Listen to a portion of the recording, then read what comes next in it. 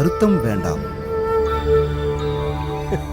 வருத்தம், இந்த வார்த்தைக்கான அர்த்தமே என்னில் ஏற்பட்ட ஏக்கத்திலிருந்துதான் புரிந்து கொண்டேன். துன்பத்திலும் சிரிக்க கற்றுக்கொண்டாய் போல. ஆமாம்.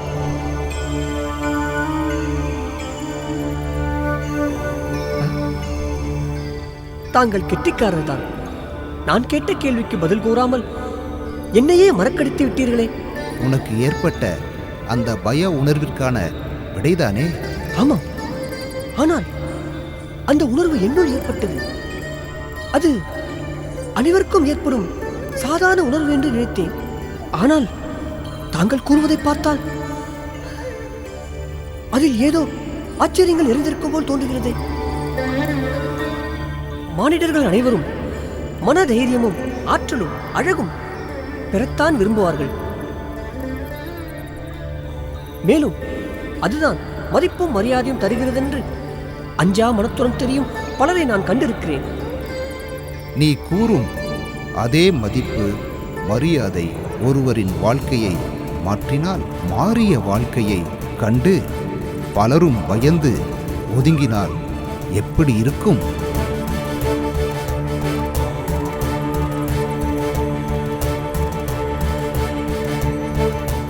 அப்படிப்பட்ட வாழ்க்கையை நினைத்து பார்த்தாலே அச்சம் ஏற்படுகிறதே.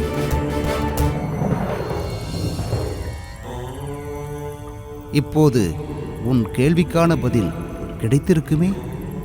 தாங்கள் கூறுவதை பார்த்தால் என்னையே அறியாமல் உண்டான அச்சத்திற்கு பின் பெரும் மர்மம் நிறைந்திருப்பது போல் தோன்றுகிறது. அது மர்மம் அல்ல, பெயருக்கேற்ற வாழ்வையும் பக்தியை தன் வாழ்வில் அங்கமாகவும் தொண்டினை உயிராகவும் கொண்டவர். இவ்வளவு பெருமையை கொண்டவர்கள் ஏன் வாழ்வில் எவருமே எதிர்பாராத நிலையை ஏற்றுக்கொண்டார்கள் என்று நினைக்கும் போது எச்சிந்தனையும் ஏற்படாமல் அப்படியே ஸ்தம்பித்தது போல் உள்ளது. இதை கேட்டு நீ அடைந்த மாற்றமே இத்தனை பாதிப்புகளை கொண்டுள்ளதே. அந்த அம்மையாரின் வாழ்க்கையில் உடனிருந்தவர்களுக்கு எத்தனை மாற்றத்தை ஏற்படுத்தி இருக்கும்.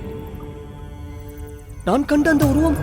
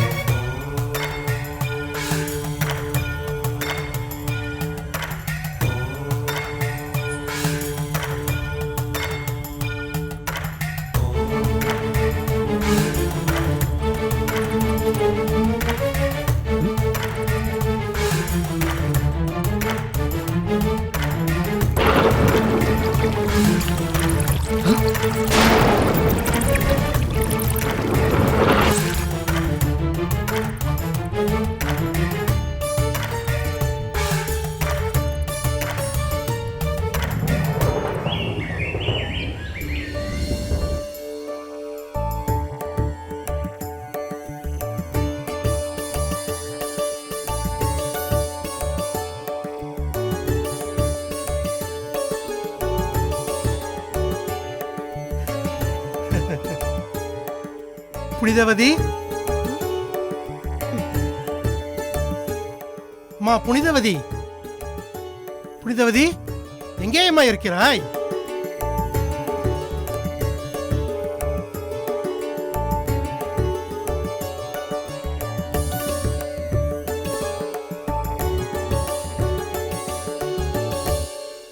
என்னங்க, வரும்போதே உங்கள் மகளை அழைத்துக் கொண்டே வருகிறீர்கள்? பர்வதம், என் மகளை காண வேண்டும் என்பதற்காக வேலையெல்லாம் விரைந்து முடித்துவிட்டு ஓடோடி வருகிறேன். சரிதான், மகள் மேல் பாசம் இருக்கட்டும். அதற்காக வேலையில் கவனத்தை சிதறவிட்டு விடாதீர்கள். சரி, அதெல்லாம் இருக்கட்டும். என் மகள் புனிதவதி எங்கே? இத்தனை முறை அழைத்தும் வரவில்லையே. தெரியாதது போல் கேட்கிறீர்களே. அவள்தான் சிவபெருமானை தரிசிக்க காலையும் மாலையும் தவறாது கோயிலுக்கு சென்று விடுகிறாளே.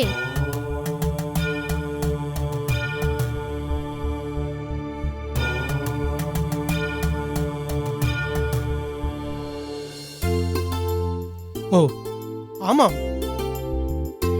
அவளை பார்க்க வேண்டும் என்ற ஆர்வத்தில் இதை மறந்தே விட்டேன். அவள் சிவபக்தி அனைவரும் அறிந்ததுதானே. ஆனால்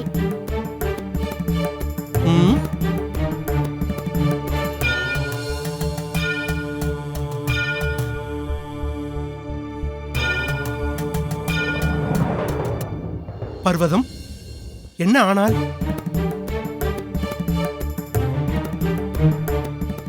அவள் பக்தியை நினைத்து எனக்கு மிகுந்த கவலையாக உள்ளது.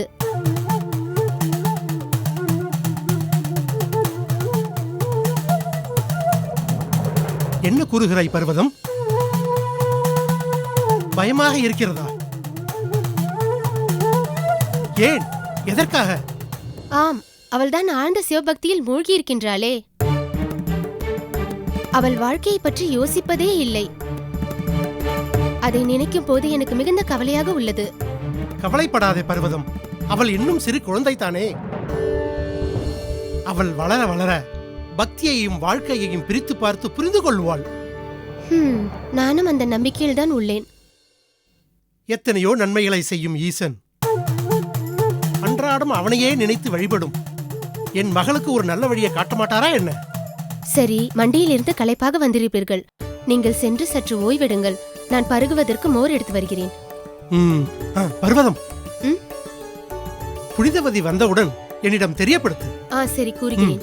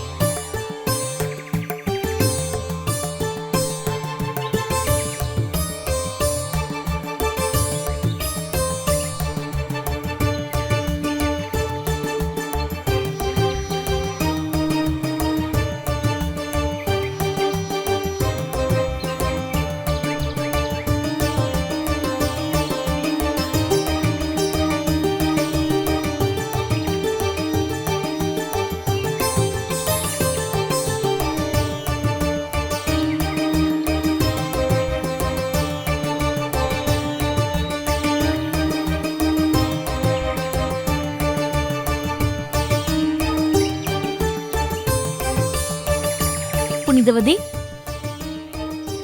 புனிதவதி, புனிதவதி.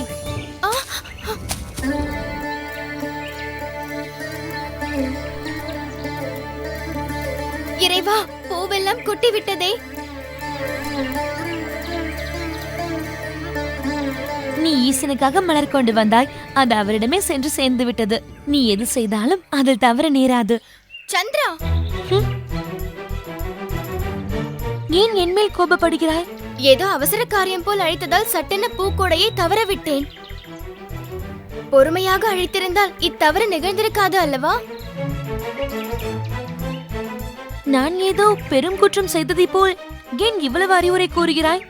சரி சரி, கோபம் கொள்ளாதே. என்ன செய்தி என்று கூறு. நான் எந்த செய்தியும் கூற வரவில்லை. பிறகு ஏன் மிரட்டுவது போல் அழைத்தாய்? ஆமாம், நானும் நேற்று கோவிலுக்கு வருகிறேன் என்று கூறினேன். என்னை அழைக்காமல் நீ வந்து விட்டாய். நீ வருவாய் என்று தெருமுனையில் காத்திருந்தேன். நீ வர தாமதமானதால் கோயிலுக்கு வந்து விட்டேன். எனக்காக சற்று நேரம் காத்திருந்தால் நானும் வந்திருப்பேன் அல்லவா? உனக்காக நான் எவ்வளவு நேரமானாலும் காத்திருப்பேன் சந்திரா. ஆனால் என் இறைவன் என்னை அழைப்பது போன்று சப்தம் கேட்டது. அதனால் தான் விரைந்து வந்து விட்டேன் சந்திரா. உனக்கு மட்டும் எங்கிருந்துதான் இந்த சப்த உணர்வெல்லாம் தோன்றுகிறதோ? சரி, செல்வோமா? ஓம் நம சிவாய.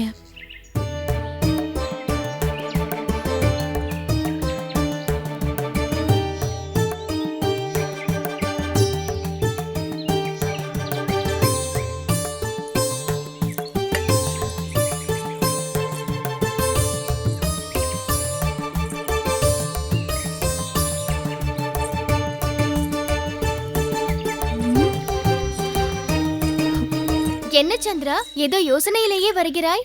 அது வேறொன்றுமில்லை.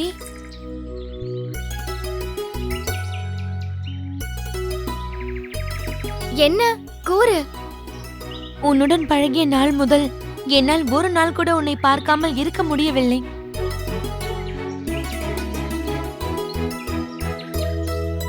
எதனால் சந்திரா? அதை பற்றி தான் நான் யோசித்துக் கொண்டு வருகிறேன். நான் ஏன் இவ்வாறு என்று நீயே கூறு. உன்னை பற்றி எனக்கு எப்படி தெரியும் சந்திரா? உன்னுடன் எத்தனை ஆண்டுகளாக பழகி இருக்கிறேன், என்னை பற்றி ஒன்றும் தெரியாது என்று சொல்கிறாயே. நான் என்ன சொல்லிவிட்டேன் என்று இப்படி கோபப்படுகிறாய்? கோபத்தோடு இருந்தால் உன் முகத்தை பார்க்க சகித்துக் கொள்ள முடியவில்லை. உன்னை யார் பார்க்க சொன்னது? நீ சொல், நான் பிறகு வருகிறேன். சந்திரா, நில் சந்திரா. சந்திரா, சந்திரா, சந்திரா, நான் ஒன்று கூறட்டுமா? சந்திரா, நீ என்னை தோழியாகத்தான் எண்ணுகிறாய். ஆனால் உன்னை நான் என் சகோதரியாகத்தான் நினைக்கிறேன்.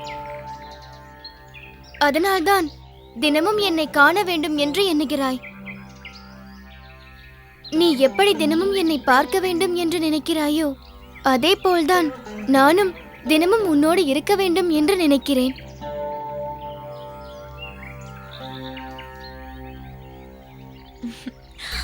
நீ தினமும் என்னை காண்கிறாயோ இல்லையோ, ஈசனை காணாமலோ நினைக்காமலோ உன்னால் இருக்க முடியாது என்பது மட்டும் எனக்கு தெரியும்.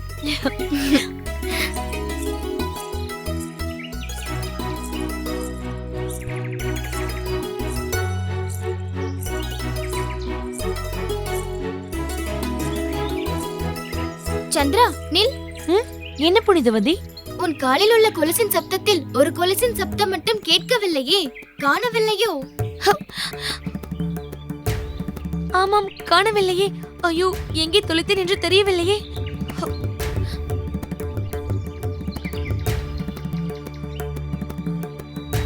4-8க்கு முன்தான் தொலைந்திருக்கும்.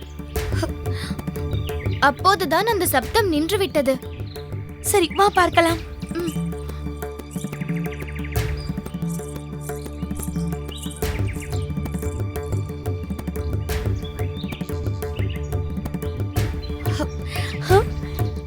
கொலுசு கிடைத்து விட்டது.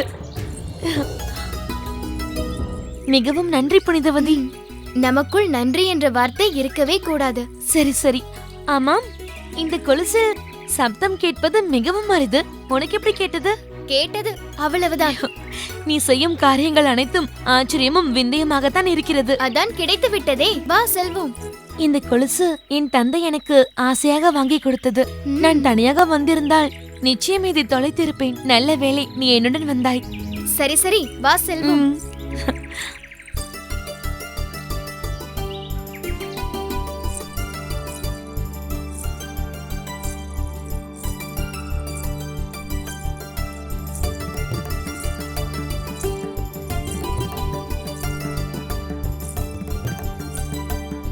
வாருங்கள். என்ன இன்று இவ்வளவு காலதாமதமாகிவிட்டது? கோயிலில் இருந்து வந்தேன், சற்று தாமதமாகிவிட்டது. இருவரும் கோயிலுக்கு சென்றால் நேரம் போவதே தெரியாதே. சரி, வரும் வழியில் என்ன நடந்தது? அதை நான் கூறுகிறேன். இன்று வழியில் நாங்கள் இருவரும் பேசிக்கொண்டு வரும் வேளையில் என் காலில் இருந்த கொலுசு தவறிவிட்டது. பின்பு அந்த கொலுசு என் தந்தை எனக்கு பரிசாக வழங்கியது. நான் அதை பாதுகாப்பாகத்தான் வைத்திருந்தேன். ஆனால் அது எப்படியோ தவறிவிட்டது. அதை புனிதவதி தான் கவனித்து கூறினாள்.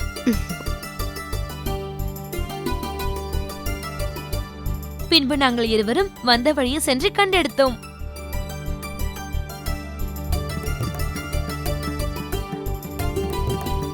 பரவாயில்லையே, புனிதவதி உன் பொக்கிஷத்தை காத்து கொடுத்திருக்கிறாளே.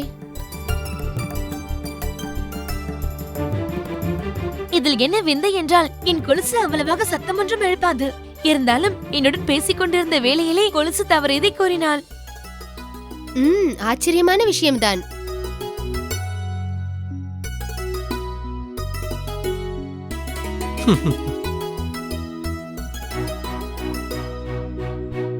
என்ன பர்வதம், கூறுங்கள். புனிதவதி கோயிலிருந்து வந்தவுடன் சொல்லுகிறேன் என்றாயே? அவர்களே இப்பொழுதுதான் வந்தார்கள். சரி, அதுதான் வந்து விட்டார்களே. சரி அப்பா, நான் பூஜை அறைக்கு சென்று பிரசாதத்தை வைத்துவிட்டு வருகிறேன். சரி அம்மா. ஏனம்மா சந்திரா, உன் தந்தை இன்றுதான் வெளியூர் வணிகத்தை முடித்துவிட்டு வருவதாக கேள்விப்பட்டேன். ஆனால் நீ இங்கு இருக்கிறாயே? ஆம், உண்மைதான். ஊரிலிருந்து வந்து விட்டார். ஆனால் எனக்கு புனிதவதியுடன் இருப்பதுதான் மகிழ்வாக உள்ளது. புனிதவதியின் சிநேகம் உன் அப்பாவையே மறக்க செய்து விட்டதா? அது என்னவோ தெரியவில்லை. அவளிடம் ஏதோ ஈர்ப்பு சக்தி தான் இருக்க வேண்டும். அவளை விட்டு எனக்கு பிரியவே மனம் இருப்பதில்லை. நீ கூறுவது ஒரு விதத்தில் உண்மைதான். பெற்ற எங்களாலேயே அவளை பிரிந்து இருக்க முடிவதில்லையே. ஏன் இவர் கூட மண்டியிலிருந்து வந்தவுடனேயே புனிதவதி எங்கே, என் மகள் எங்கே என்று கேட்டுக்கொண்டேதான் வருகிறார். புனிதவதியின் சிநேகம் கிடைப்பதற்கு நான் பெருமைப்படுகிறேன். சரியம்மா, நான் சென்று வருகிறேன். வீட்டில் அனைவரும் தேடுவார்கள். சரி, பார்த்து செல்லம்மா. பார்த்து செல்லடி, மீண்டும் கொலுசை தவற விட்டு விட போகிறாய். இந்த முறை நான் பத்திரமாக வைத்துக் கொள்வேன். தவற விட மாட்டேன்.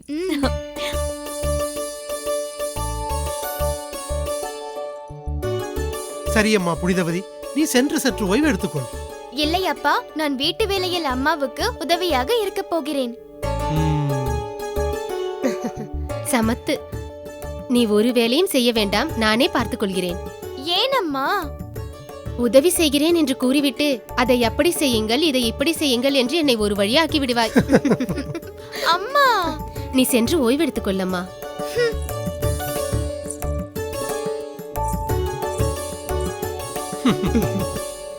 சரி பர்வதம், நானும் சென்று சற்று ஓய்வு எடுக்கிறேன். நில்லுங்கள். மகளாவது உதவி செய்யவா என்று கூறினார். நீங்கள் ஒரு நாளாவது உதவி செய்திருப்பீர்களா? பர்வதம், நமக்கு திருமணமான புதிதில் நான் ஒரு நாள் உனக்கு உதவி செய்யவா என்று கேட்க போய் அதனால் நான் பட்ட சிரமம் இருக்கிறதே.